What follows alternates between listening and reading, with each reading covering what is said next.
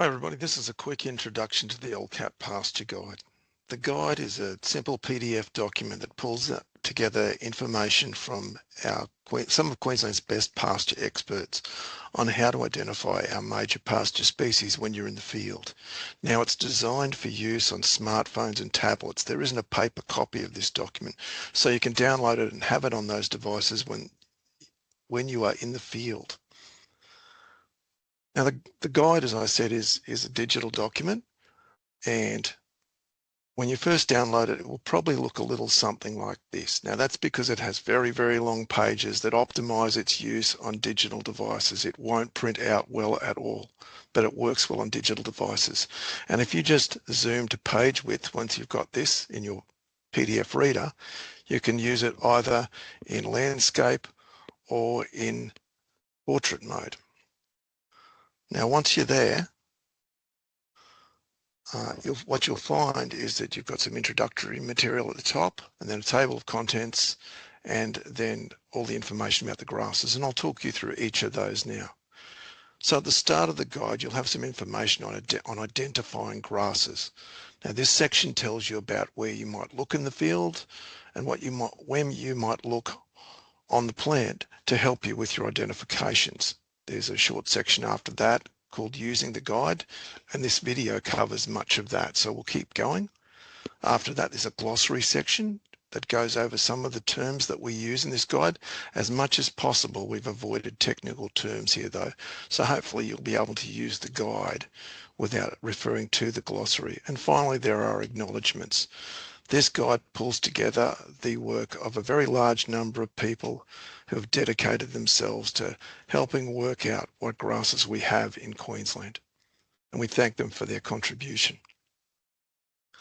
Once you get past the introductory material, you come to the table of contents, and at the top of that it says species in this guide. Now this is quite a long page. There are about 80 lines on this, and some of these refer to single species, such as the top one there, cockatoo grass, and some of them refer to groups of species or the genus of the grasses, such as the wire grasses, which are in the genus Aristida. But each line of the table of contents has a page further down in the document, and you'll see the black writing gives the common name of the grass, and the blue line gives its scientific name. But that blue writing is also a hyperlink. So if, for example, for that first one, cockatoo grass, Allotteropsis semialata, if you were to tap on the blue text there, it'll take you straight to the section on that grass. Now, all of these sections have exactly the same format, whether it's a species or a genus, so I'll quickly run you through that format. At the top of the section, you'll see the name of the grass. Firstly, the scientific, and then the common name of the grass.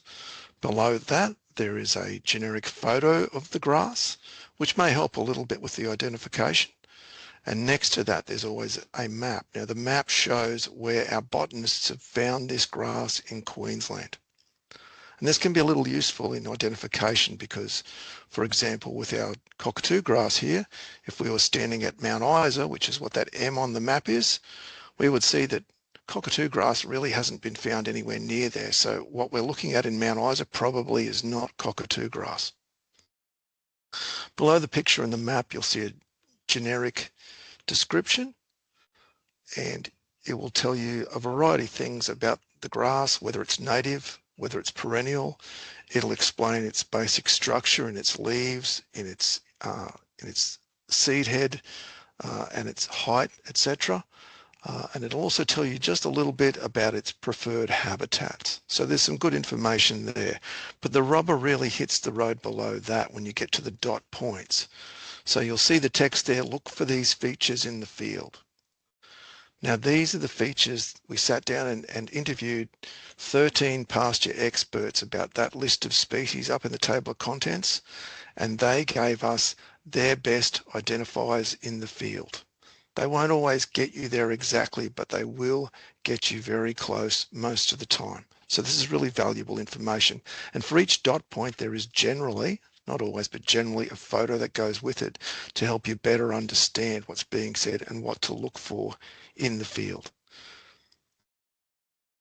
Below that, in some of these sections, you'll see similar species. So if the species that we're focused on has something similar that may well live nearby, or you may confuse it with, we list those species and tell you how to tell them apart from the species that you are targeting.